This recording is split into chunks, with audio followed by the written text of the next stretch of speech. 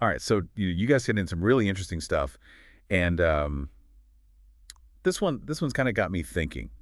It's an article from the Infographics Show, and the title really kind of grabs you. Why you wouldn't survive in ancient Greece. It Yeah. makes you stop and think. We Yeah. often have this kind of romanticized image of ancient Greece, the philosophers and the beautiful architecture. Yeah, it's easy to get caught up in that. Right. But this article, well, it digs into some of the much harsher realities of daily life back then. It definitely does. I mean, when you really compare our lives today with what they experienced, it's startling how different things were and how difficult it would have been to survive. Exactly. So we're going to dive deep into this article today, figure out why exactly a modern person like you or me would probably have a really tough time, to put it mildly, if we suddenly found ourselves back in ancient Greece. The article kind of breaks it down into three main areas: health and disease, justice and law, and then the constant threat of either war or some kind of environmental disaster. Sounds like a recipe for a very short trip.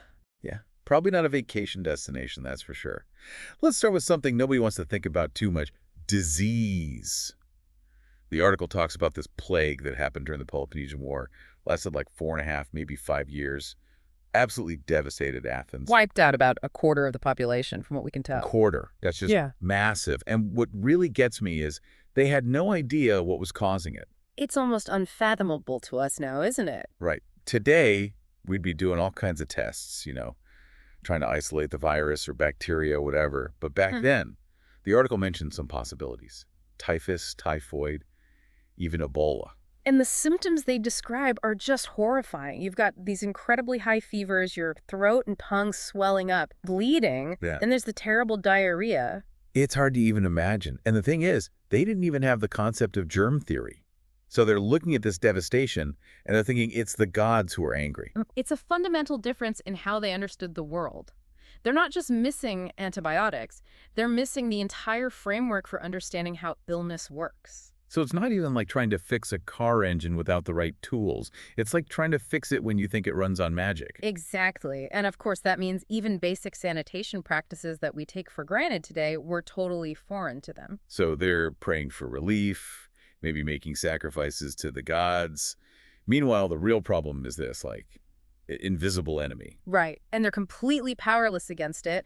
And even when it wasn't a massive outbreak like that plague, just everyday healthcare was wildly different. Yeah, so before Hippocrates came along, healing in ancient Greece was pretty much all about superstition and religion. They had these temples dedicated to Asclepius, the god of healing, and people would actually go there to sleep, hoping they'd have a dream that would reveal how to get better. Hold on. They're sleeping in a temple, hoping for a magical cure. Sounds a little far-fetched, even for ancient Greece. But that was their reality.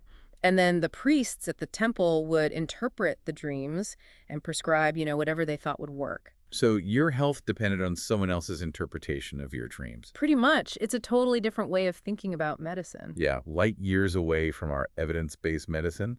And what if you needed, like, surgery? That must have been terrifying. Oh, absolutely. Anyone could claim to be a doctor.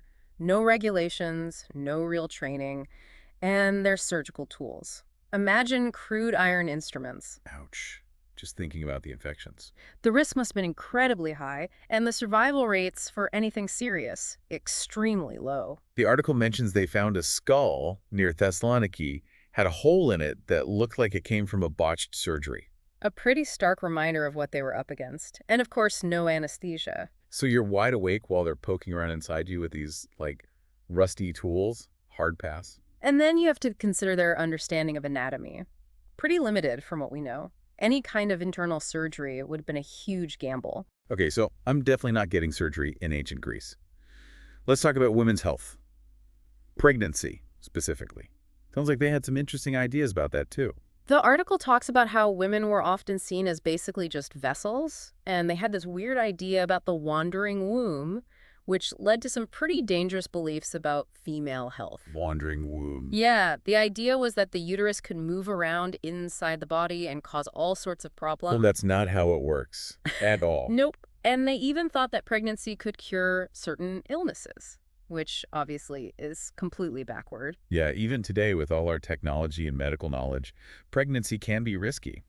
But back then, with the infections and the lack of proper care, Giving birth must have been incredibly dangerous. It's amazing anyone survived. And then there's the whole thing about the four humors.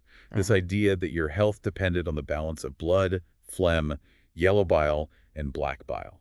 And if you were sick, they'd try to rebalance your humors by making you throw up or bleeding you or putting you on some crazy diet. Bloodletting? Seriously. That doesn't sound helpful. It often made people weaker, which is the opposite of what you want when you're trying to fight off an illness. Makes you realize how lucky we are to have modern medicine. Okay, so it's pretty clear that staying healthy in ancient Greece was a challenge and a half. Absolutely. But the article doesn't stop there. It also talks about the legal system, and it does not sound fun. Yeah, the justice system in ancient Greece was, let's just say, it was very different from what we're used to.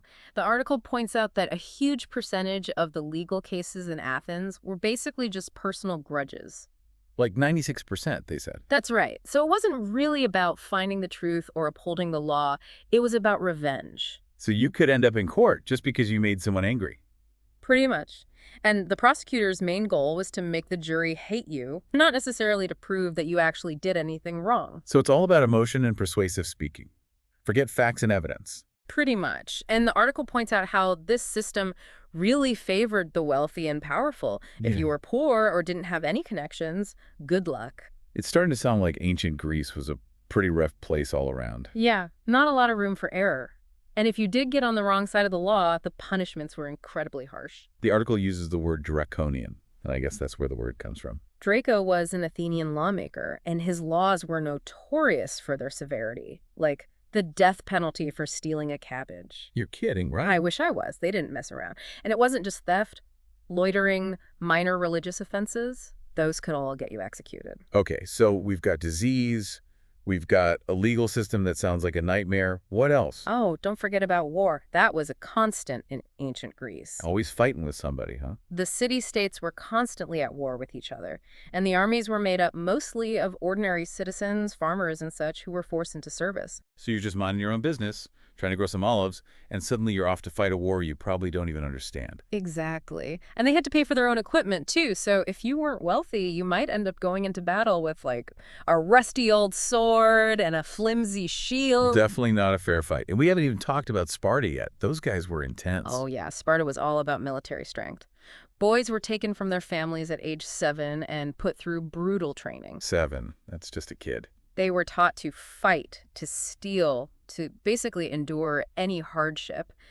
And if a baby was born with any kind of physical defect, they just got rid of it. Seriously. It's harsh, but that was their way of ensuring that only the strongest survived. And then, of course, you had the Sea Peoples, these mysterious raiders who just showed up one day and started attacking everyone. Wait, who are the Sea Peoples? We don't actually know.